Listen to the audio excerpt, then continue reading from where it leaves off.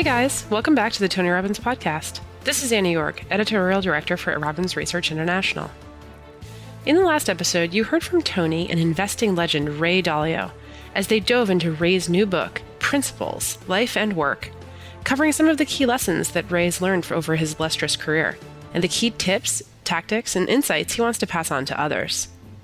Now, in this special follow-up episode, Tony catches up with Ray to dig a little deeper into a few core principles that each and every one of us can gain practical and even personal advice from. So first of all, Ray, it's great to hear your voice again, and thanks for taking extra time with us. You know, you recently asked on Facebook what the favorite principle was or quote from your book from so many people, and I wrote that one of them, for me at least, or so many, was that most of life's greatest opportunities come out of those moments of struggle. It's up to you to make the most out of those tests of creativity and character. And, you know, I've always believed that crisis creates breakthroughs for people. Very often people don't do anything until they have to. And so related to that, our viewers are kind of interested in knowing of where the markets are today and how should investors think about investing in an environment that's so driven so powerfully by the Fed.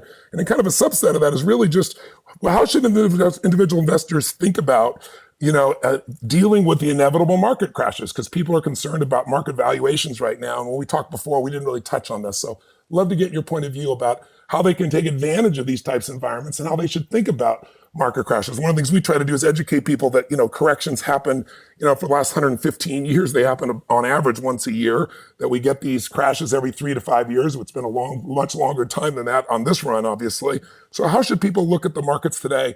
And how should they look at how to deal with when inevitable crashes come?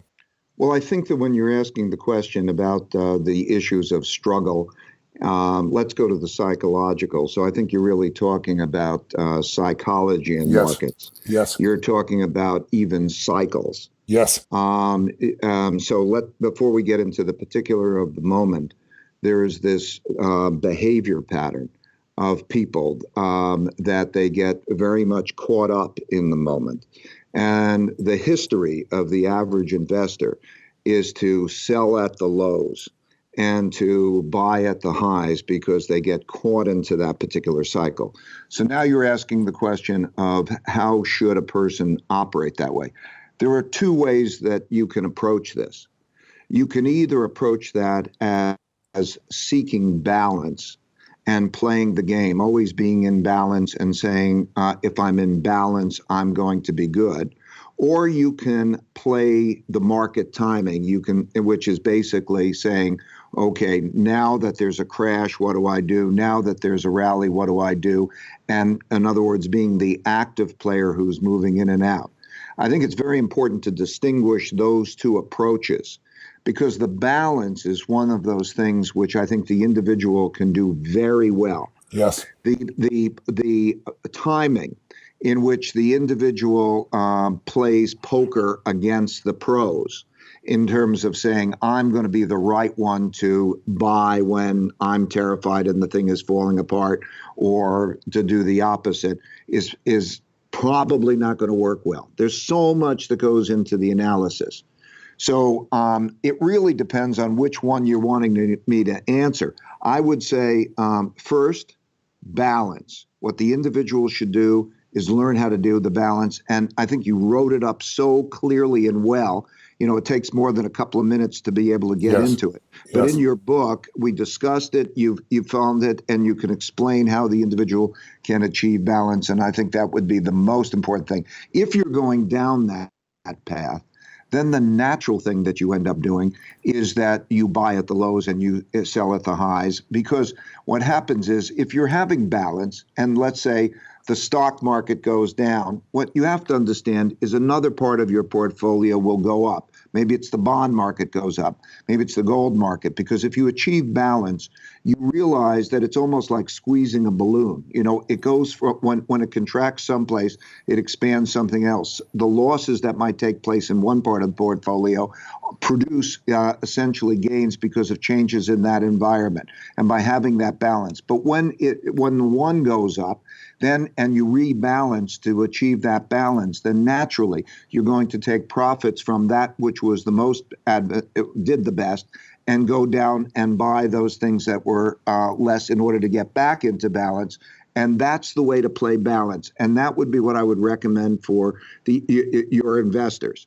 If you're going to play the game of trying to play poker against the pros, then you better understand how to do that with information. We literally spend hundreds of millions of dollars in trying to take information and do all of those types of things in order to compete against the other people. And I don't know really how to tell you how to do that well, but just have humility, because competing in the markets is more difficult than competing in the Olympics. The average guy thinks, just because he has an opinion, he thinks he's going to be able to walk away, but you have to take money away from somebody in order to make money in the markets better than the averages. And that's a tough game. So that's a whole other discussion. Yeah, well, and in my experience, that's the reason I was so grateful to you that we went into such depth on your all-weather, and now we call it the all-seasons version you gave for the general public, because without that, I mean, nobody makes it. The statistics that we quote for people is, you look at the last 20 years of the S&P, and the average return's been 8.2, but if you miss just the top 10 trading days in 20 years, it drops down to 4.5. And if you miss the top 20 trading days in that 20-year period, it drops to 2.1. You miss the top 30 trading days, you lost money. So people that think they can time almost never do. And you did such a beautiful job. But I just want to bring it people's attention, because when markets get overheated, people start thinking about how to play those markets. And as you said, some people are going to do that, but not many human beings have been able to do that successfully through time. So I wanted people to hear that directly from you instead of me. So thank you for that. Yes, and you also pointed out that over the last 20 years, after these plunges in the market, in the 2 weeks after of the 10 worst days, you had the best days. That's right. 6 out of the 10 best days in the 20-year period from right. JP Morgan. So who do you think is buying and who do you think is selling during those days? Yeah. Okay. Yeah. Okay. The person who is selling is the reactive person who is panicked at that moment. And the buyer is the ability to know the difference and where the value is. And that's a tough game. So we're in sync. Perfect. Okay, good. I just want to hear people hear that from you instead of from me. So thank you for that, because there's so much talk about it right now, as you can imagine, with markets where they are. Second question I had for you, just to follow up, is, everybody seems to be fascinated these days with digital and, cryptocurrencies like Bitcoin, Ethereum, and so forth. Bitcoin dropped 20% over the weekend, yet it's still up 5% on the year. I'm curious, what are your thoughts on this type of an asset? Is this just going to Vegas? How do you establish real value with a product of this nature, and what's your view? I think that it depends what we're really talking about. Are we talking about Bitcoin specifically? Are we talking about blockchain? Are we talking about digital currency? Some of these terms get confused. That's so true. let me give you my thoughts on each one of them. Great, thank you. Let me start with the currency thing. There are two purposes of a currency. A medium of exchange, you can buy and sell things with it, and a storehold of wealth. When you buy a bond or you put your money on deposit, you get paid back in a currency, and it's because of the expectation of that currency value that you make loans and you put in the form of deposits or buying bonds and so on. Mm-hmm. Okay. Right now, these digital currencies are not effective in either of those two ways. In other words, by and large, not perfectly, but in other words, if you try to take your digital currency and you go out and you say, I'd like to buy stuff with it, right now it's very, very undeveloped. So what's happening now is not largely not that in that regard. Right. And in terms of the storehold of wealth, it's not an effective storehold of wealth because its volatility is so great that it's really speculation on its volatility that is having the market participants. So it is a speculative market that has underneath it, by the way, there are different versions of it, like you point out. There's Bitcoin, and then there's Ethereum, and then there's another one, and they will be that way. So the way that I view it is that underneath it is a technology, blockchain, that is a totally valid, great technology that I think will be very important in our future. So it's very similar to saying this is like the internet. Do you believe that the internet will do well? And then when you say, do I want to bet on Bitcoin? That would be something like saying, do I want to bet on that particular technology? Will Bitcoin become BlackBerry, okay? Because Ethereum or the next version comes along, even while the blockchain technology and the development of currencies and whatever happens. So right now, so you have to ask yourself, what does that mean? I think that the blockchain technology is great, but just imagine that you were saying the internet technology is great. Okay, then which stock do you buy and how do you play that? That's a difficulty. Yes. The idea of being a viable currency is a long way off, although central banks will use the blockchain technology and make their digital versions of currencies, although they'll be behaving quite differently than the ones that we're looking at. So it's, are you playing? What are you doing? Are you playing for the long-term investment of technology? That's like saying, how do you play with the internet? Not an easy thing, yes, because its manifestation is. I will say that right now, most of the playing with it is, let's call it the speculation in it, is for a sale, a resale, and it's a lot of speculation going on. It has the ingredients, if you were to take Bitcoin and then some of the others, it has the ingredients of a bubble, okay? Yep. Meaning it's a risky thing and there's not a good grounding. So I just want to distinguish what I'm saying. It's not something that intellectually I could get my head around how to deal with Bitcoin other than the speculation. I'd be concerned. I like the underlying technology. As a currency, it's got a long way to go. Perfect. That's beautiful clarity for those. I just want to bring back one moment, though. You mentioned earlier, we're talking about the balanced portfolio in any environment and how it helps you to, buy low, sell high, per se.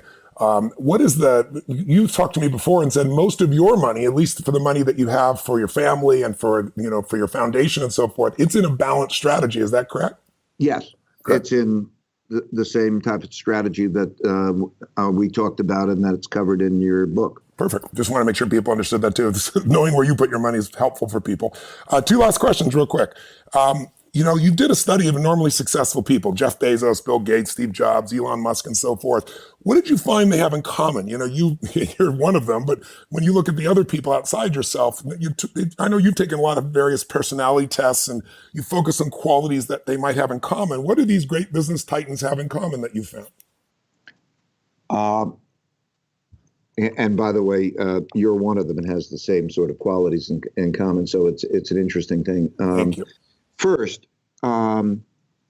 they can visualize a future and see a present, mm-hmm, and see the gap and have a compelling need to eliminate that gap. Mm. And it's a compulsion. I need to reduce that gap. That's true. And they have a practicality that actually lets them do that they go into it.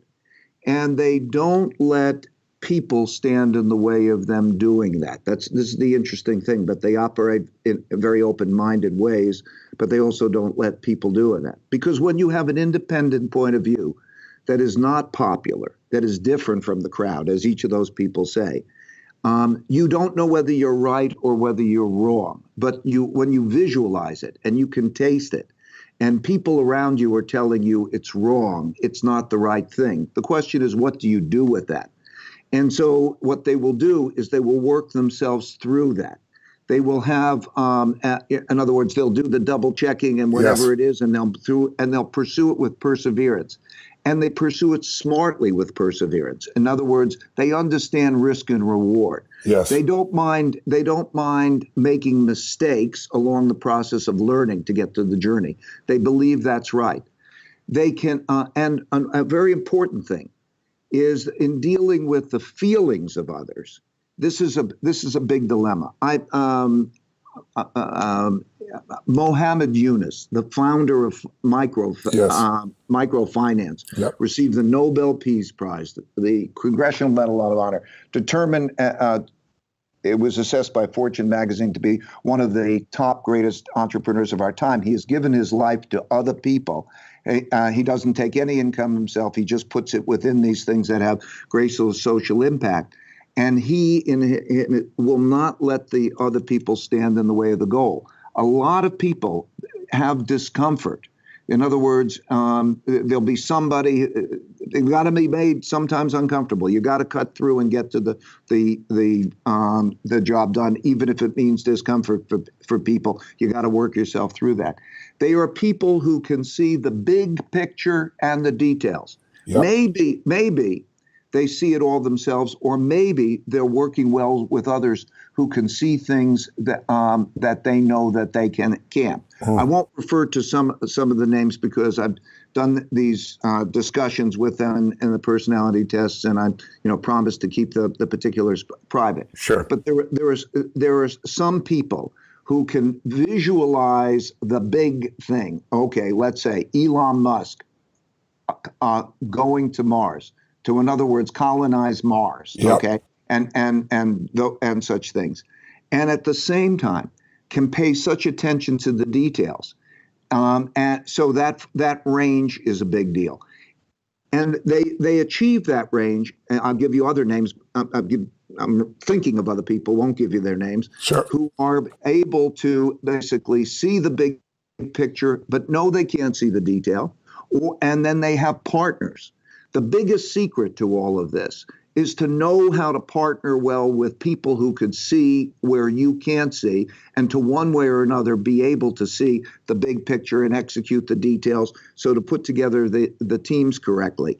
They also tend to do things that are that you assume people don't do together. Let me give you an example.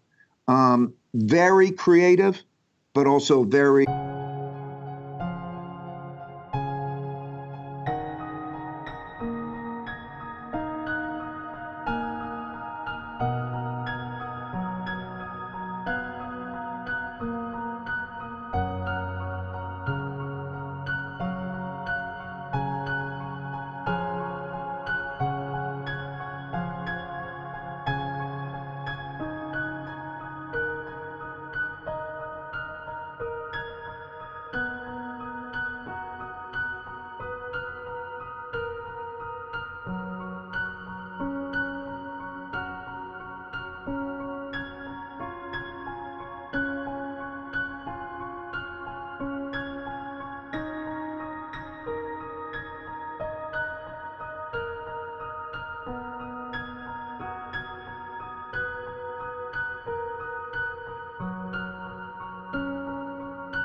structured. Yep.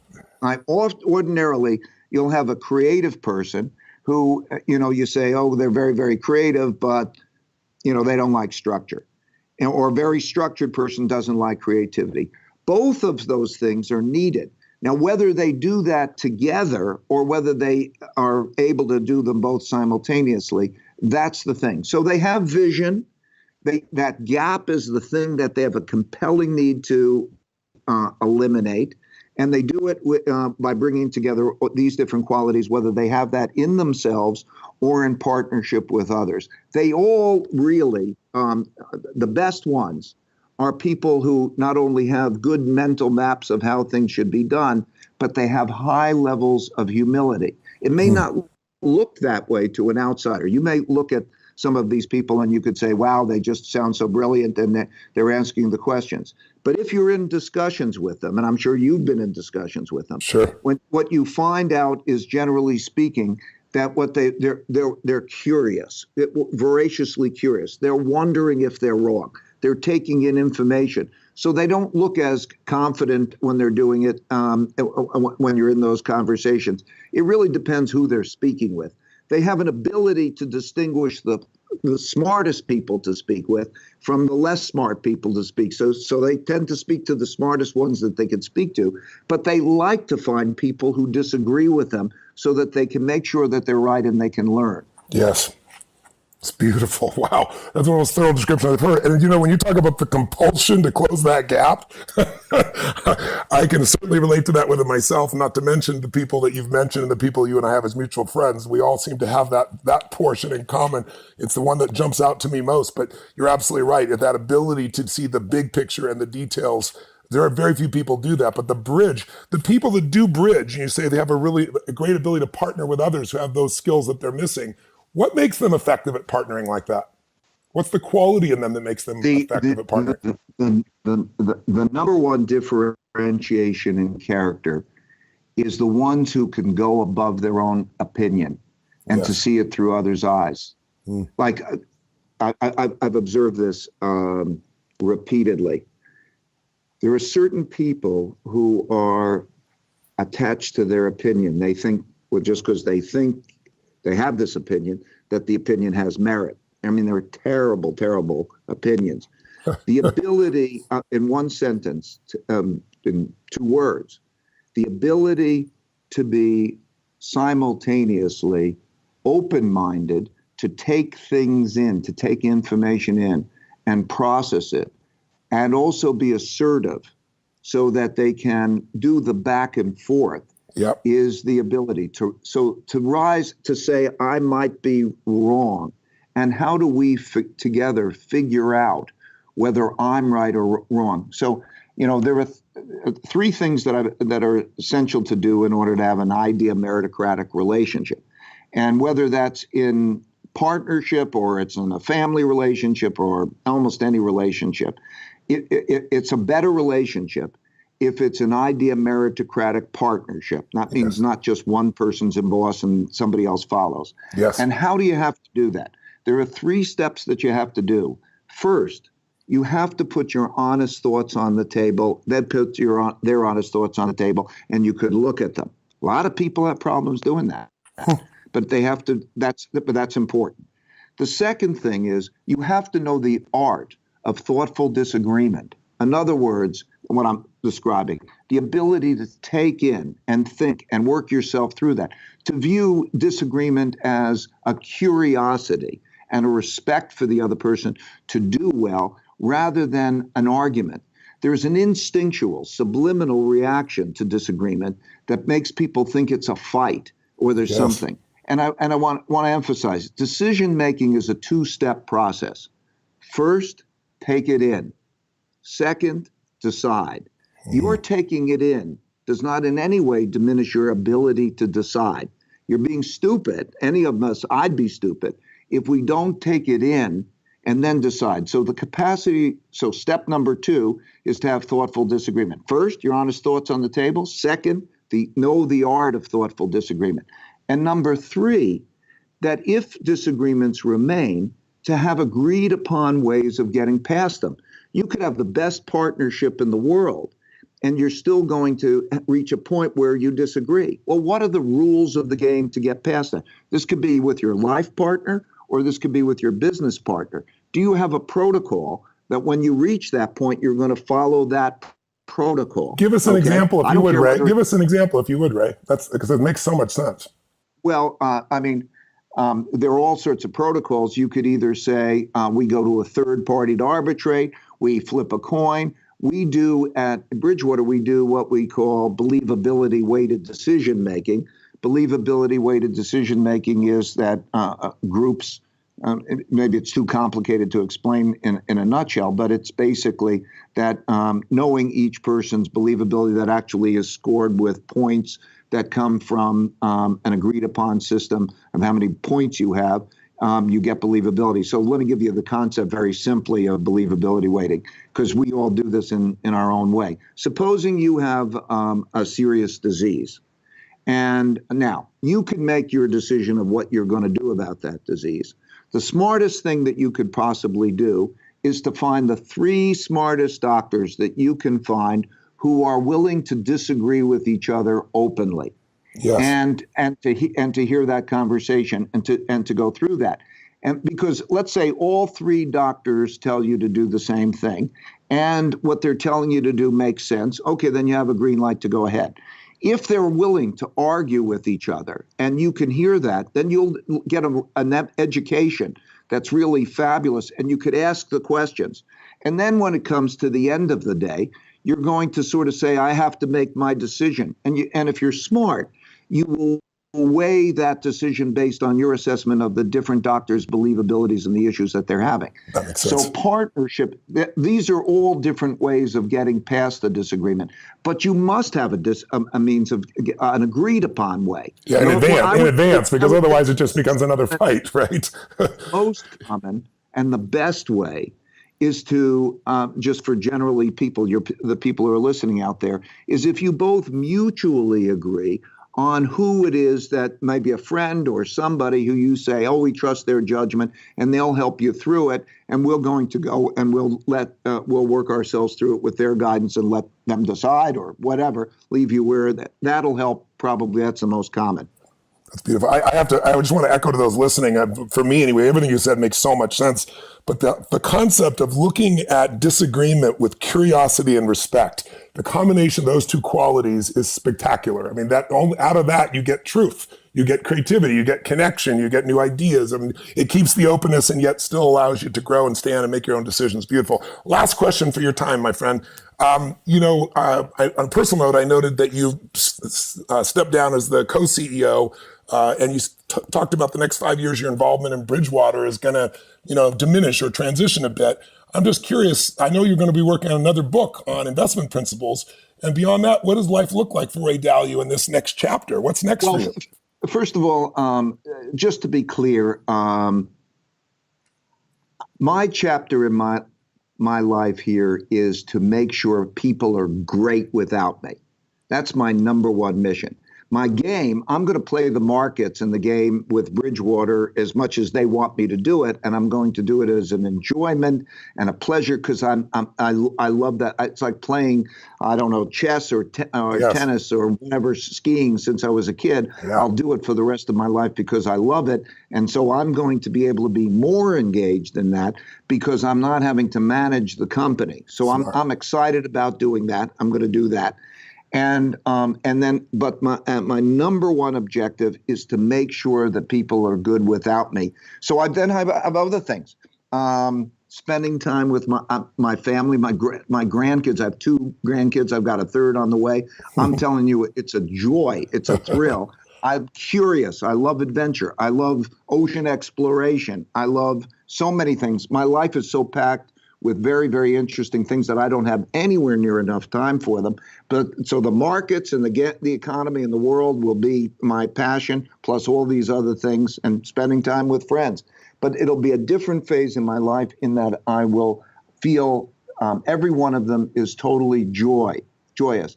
It won't be out of the same sense of obligation because if they're well without me, then I'm good. And so that's why I wanted to write this book, pass along everything that I know that it's been of value to me. I put it into the book. I can say to myself, honestly, when my grandkids read the book and I'm not around anymore, I don't have any advice that's now in me that's not in that book about life and work. And when I do the same with the investment principles and the economic principles, then it's outside of me and others are good. And it's a joy. Well, I am amongst the fans and friends of yours that are so thrilled that you're sharing this with the world because the world needs it so much. And we can see that. And the book is skyrocketed on the best-selling list. And anyone who's listening here, if you haven't already picked up Principles, go get it now. It'll change your life. It'll show you how to run your life and how to run your business. More importantly, it'll make you think about the principles that are most dear to your own life, that'll shape your decision-making, shape your life. I can't rave about it enough. It's touched my life, as you have raved so many times. And I want to emphasize, while these are principles that help me, and they're principles that helped a lot of people, the most important thing, I'm speaking to you and the audience, the most important thing is that you have your own principles, and that you think about it. And I would recommend, because I stumbled on it, that if you can write down your principle when you're encountering something and you clarify it, you can clarify it for other people. I think we're in an era in which we have lost even the connection of what is principles. You have a moment more, Tony? Yes, I do. Of course I do. Okay. I think that we were in an era in which there was religion, and religion was such an important thing, and it's diminished. And when we had the religion, it did think about different principles. Maybe there's some differences between the religions, but basically a lot. They would think about principles. And they've created a community of principles, and there was common principles. And as the popularity of religion has declined, when we've come into an era where there's more the individual, we're not thinking as much about what is a principle as distinct from a decision. If you think about it in school, they won't teach you such principles of how to live your life, or just generally speaking, even thinking, what are your principles? So I think we're in an era in which there's the individual, and I like individual thinking and I respect it. So I think we're in an era in between time where we will need to be clearer on our principles, and individually and then collectively. And the way that we're going to come by that new era, I believe, is by individuals writing down their principles and being clear about the principles, starting to think in a principled level way. And then by being clear on the principles, then we could see what principles do we have in common and what are the principles that separate us. And I think it's an issue for our country right now, because if you take a look at it, what are our principles? Are we just fighting over tactical things, or do we have principles in common? And what are those principles? For example, like the notion of equal opportunity. Is that a goal? Is that a principle in common? What is it that are our principles that bind us together as a people, and what is it individually? I think that there's a gap in those things, and I think by being clear, whether you don't have to even write down your own principles. You might find that you like this person's principles or this religion's principles or that, but to be clear on what your principles are and to operate in accordance with those principles and to be able to communicate them with others is the most important thing, because whether you have principles in common is what binds people together or divides them. And I think it's important to be clear. That's the most important thing. I think you're absolutely right. And I think, without clear principles, decisions are made just emotionally, they're made irrationally. And that's where you see the worst part of human beings very often, or at least the least successful part of human beings. But when we find those in common, that binding is there, and it's easy to make decisions. People get focused, as you said, on tactics, and they forget we all give a damn about our children, whether or not you believe that guns should be available or not be available is a crazy example. It's out there for everything. And we're going to turn the tables on this interview in a second here. We're going to take a quick pause and we're going to flip over, and I'm taking the reverse role. You're going to be interviewing on my principles. So I'm interested to see what we come up with. But I think everything in my life is based on principles. I couldn't get up and do 7 days in a row, day and night, 12, 14 hours a day with people from 75 countries. When people stand up, I don't know what they're going to do, but I have a set of principles that no matter what they do, guides me to help them to get to where they need to be. And so without that, I don't know how I'd even function. So I first want to thank you for this part, for jumping back on again for these additional questions, Ray. And I'm just, again, want everybody to go pick up your book immediately, because this will guide you to figure out principles that can enhance the quality of your life, enhance your business, but also, as you said, guide you to really uncover what are the principles that matter most to you, so you can align your life with what you believe is right for you and align with other people in a way that allows you to grow your organization, your family, your community, your life. So thank you for this. I really, really appreciate it. I love every time we have a conversation. It's so stimulating, Ray. Me too. Love it. Thank you. Okay, brother. Take care. Bye-bye. Bye-bye. For more on Ray Dalio's principles, life, and work, visit www.principles.com, where you can watch Ray's TED Talk on how to build a company where the best ideas win, listen to some excerpts from the audiobook, or simply order your own copy of Principles today. The Tony Robbins Podcast is directed and hosted by Tony Robbins and Mary Buckheit. Annie Org is our editorial director and occasional host. The podcast is produced by Carrie Song and Tyler Culbertson. Jamie Carvajal and Adriel De La Torre are our digital editors. Special thanks to Diane Adcock for her creative review. Copyright Robbins Research International.